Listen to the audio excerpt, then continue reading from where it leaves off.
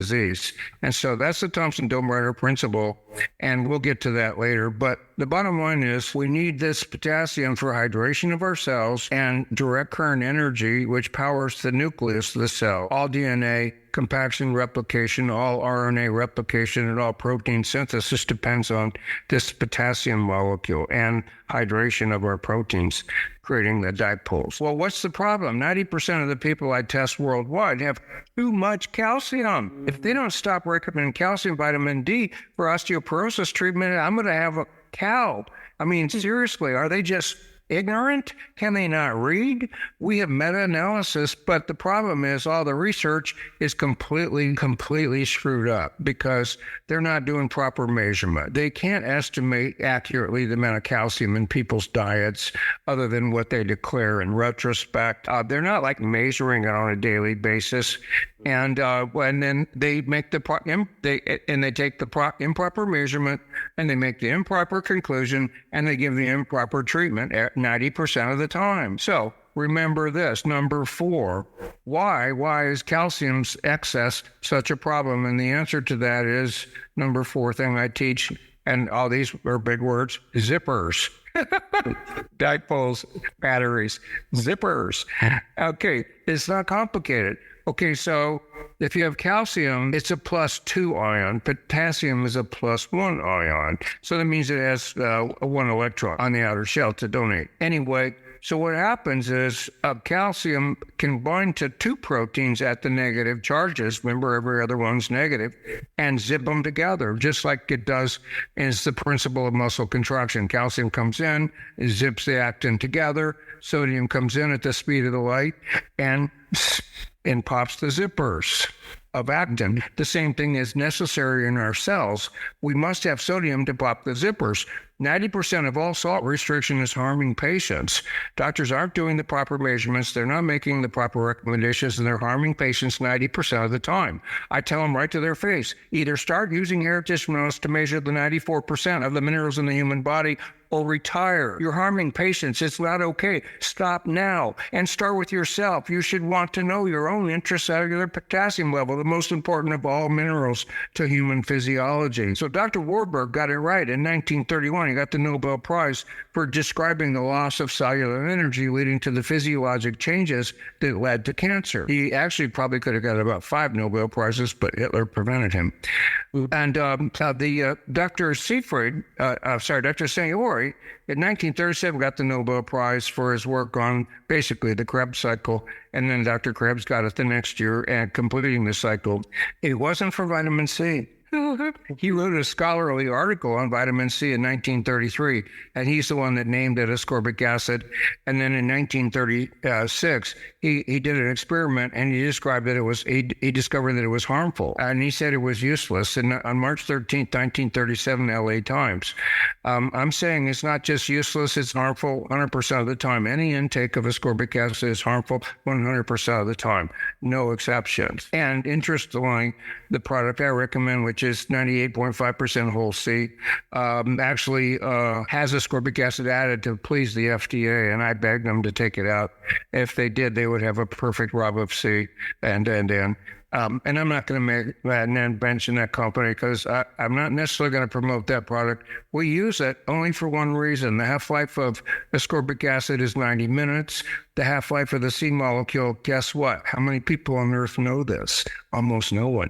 33 and a third day. And that has to do with how long it takes to excrete the vitamin C that you already have in your body at the net loss rate of 1.5% per day. So 66 and 2/3 days, your body runs out of C molecules. And what's the problem with that? Well, the C molecule actually is a complex molecule, and its function is to reduce iron. So we'll get to that. That's number 5 thing I teach. So number 4 was zippers, remember, and you need salt to pop zippers. So you have to do the proper test. Yeah, there are people that need calcium. about 10% of us. And it's often associated with a stress pattern on hair tissue analysis. And that's really changed the life of my sweetheart, Mary Kay. She's a PhD psychologist, very, very, very brilliant. And she's got several books. She uses hypnosis and specializes in childhood emotional trauma. But the bottom line is the observation of the influence of minerals on her patients and their health care and their physiology is significant because, for instance, you need copper to produce neurotransmitters and all your enzymes and all your cytochromes, and you can't make hemoglobin without copper. And about 90% of the people I test, somewhere in there, has 60 to 90. I don't know that exact percent. I got to look that up, figure that out. But most people are deficient in copper, and so you can't make hemoglobin without copper. So all anemia is copper deficiency. Never, never, never, never iron. That's just stupid. Okay, you can't measure iron by any test. There's no test for iron in a human. No test. If your doctor orders an iron test, he's an ignoramus. Period.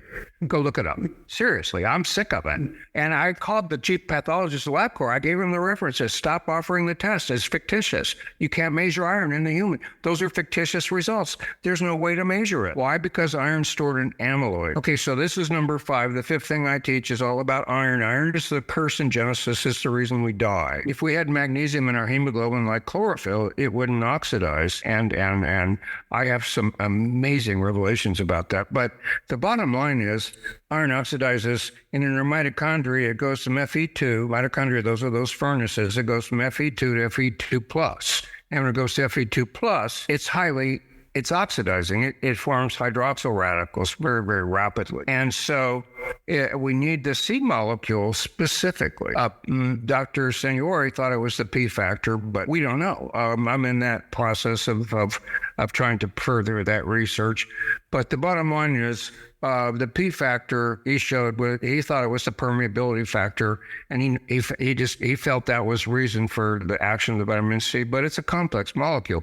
It's actually the perfect package of nutrition for our mitochondria. Perfect. It has every ion, mineral, and the 13 or 14 bioflavonoids, 7 ascorbigens, PCAN-J factor, these 13 bioflavonoids, and about 17% ascorbic acid, otherwise known as uric acid. No, not uric. Well, think of it. Okay, so hexuronic acid. Okay, so the original name for the molecule that we're talking about is hexuronic acid. And so what's really unbelievable about this is you can't freeze it. The C molecule. The ice is an atomic knife, so it cuts everything to pieces. So any freeze-dried products, including all of them that claim to be whole C, no ascorbic acid, all that kind of stuff, that not one of them works, not a single one. No, what? They don't work. I know. And so I encourage all my patients to get fresh, eat fresh, turn your refrigerator up to 42 degrees. Talk to your grocer. Keep putting pressure on your grocers to turn up the temperature of their refrigerators. They're killing everything. Everything's dead by the time you get it. The maximum density water, can't make this up. It's from Dr. Pollock's book. It's also page, I don't remember what page, but the maximum density water is 39.1 degrees. And when you go below that, you form ice molecules. So if your refrigerator is at 36, you're killing everything. Everything's dead by the time you eat it. You destroyed all the C molecules in your fruits and vegetables. Wow. So you can't eat any frozen fruit. That's why frozen fruit tastes and vegetables taste sour or bitter. They don't taste the same because you cut up the C molecules, releasing the hexuronic acid, causing the fruit or vegetables to taste acidic. And by the way, that's pretty discerning. If you buy a fruit or vegetable in the store at Costco and some other food place that's selling stuff that's chilled to 34 degrees, you take it home, it spoils fast. You cut into it and it looks mushy inside sometimes. Well, that's because the ice molecules have cut it to pieces, and the nutritional value is 0. It's just sugar. Wow. And it's harmful because you get ascorbic acid. Now, here's the key. I can't make this stuff up. And I have colleagues out there, they're giving IV ascorbic acid and they're calling it vitamin C. I tell them all they're dishonest, every single one of them. They're deceiving their patients. It's not a vitamin, it's a sugar molecule. Now, if you choose to give it as an indication for something you want to give it for, okay, call it ascorbic acid. Do not call it a vitamin. That is deception. Okay, so in 1934, the Hoffman-LaRoche Drug Company began producing ascorbic acid and called it vitamin C. It was never a vitamin. It's a sugar molecule. And it turns out humans lack the enzyme to break it down, as do bats that eat fruit, guinea pigs, and primates. And that's why we get scurvy. That's why. Animals, they eat other animals. They eat everything fresh. They don't cook everything. And by the way, I teach all my patients everything fresh. I teach them to blend all their vegetables all the time. I teach them to make fruit leather, to blend your your fruit. Don't blend it, but blend your fruit if you got a bunch of it and put it on dry sheets and make fruit leather and store it. That's the best way to store up your C molecules you possibly can have. But the bottom line is all of us need air tissue mass. We need to measure this stuff correctly. And we have to know our ferritin. Our ferritin is the most important of all blood tests. And the laboratory has wrong values. And don't think you're okay if you're in the normal value. You're screwed. You're absolutely screwed. Seriously screwed. And the powers that be at LabCorp Pathology would not listen to me even when I gave them the references. DB Kell, Metallomics, 2018. Amyloid is the storage protein for iron. And amyloid is a prion protein of fibrinogen. Interesting. Okay, here's we got to talk about prion proteins for just a minute. The prion proteins basically means the protein is shrunken and misshapen. And what does that? The zippers. So when you have zippers, you get prion proteins. And we know prion proteins are associated with increased risk of cancer, but is it the prion proteins that cause it? No, it's the loss of cellular energy. So remember, Dr. Signori, when he wrote his book in 1972, The Living State, he talked all about energy. He was so brilliant. He was so far ahead of every knowledge that existed in the world at that time when he wrote that book. I'm like, dang, his insight into how everything came together was remarkable. In 2014, Dr. Seyfried wrote his book, The Cancer and Metabolic Disease, in which he reiterated all these energy issues and the proof of it all, that cancer doesn't come from mesenchymal stem cells. It comes from loss of cellular energy and anaerobic glycolic changes. And so we have to consider the fact that no one in the world has paid attention to what I'm saying. Potassium is the most important mineral. We have no energy in our cells without potassium. And guess what? Thyroid hormone can't work without potassium. If you're deficient in potassium, there's at least a 100% chance you're hypothyroid. 100% chance. Did you know hypothyroidism is so pandemic that I can't hardly find people that don't have it? And interestingly, everyone has a benefit from low-dose T3 thyroid hormone, no matter what. Every disease of aging is reduced. Kind of makes sense because it stimulates the mitochondrial energy. And I asked doctors, questions right to the face. What's the most important mineral? Nobody knows. The most important mineral of all minerals to human physiology, doctors? You don't know? But I didn't know, remember, before May 2021. So I'm not judging them. I'm just telling them, don't make me wrong because of your ignorance. Go read. Definitely. And then I tell them right to their face, I'm a pretty blunt teacher. I'm old, so I can get away with that, I think. People mostly like me because then they know I'm teaching. But, you'd be surprised. There's so much arrogance in the medical business that most can't learn and most don't care. I mean, I presented this in True Muscle Doctor. I even sent him a free hair tissue mineral analysis, and he didn't do it. And so he didn't even want to know his potassium, the most important of all minerals. Thyroid hormone can't work without it, and you can't hydrate your cells without it, and you have no energy without it, and DNA and RNA and proteins that this can't work without it. I'm like, dang. How come you don't want to know? I just keep asking. I can't find a good answer except the care seems to be coming back as a recurring theme. So please encourage your doctors to start caring.